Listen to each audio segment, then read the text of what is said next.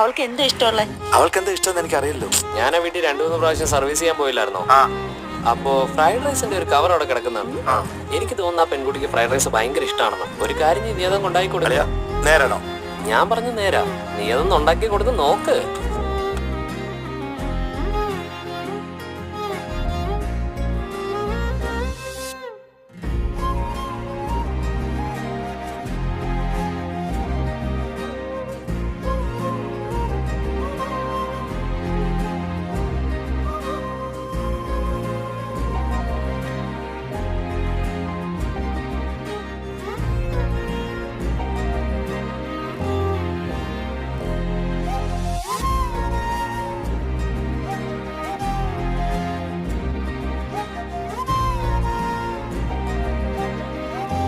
കേട്ടോ, നീ പറയാതെ തന്നെ എഗ് ഫ്രൈഡ് റൈസ് നിനക്ക് ഇഷ്ടമാണെന്ന് കരുതി ഞാൻ ഉണ്ടാക്കിയുണ്ടല്ലേ.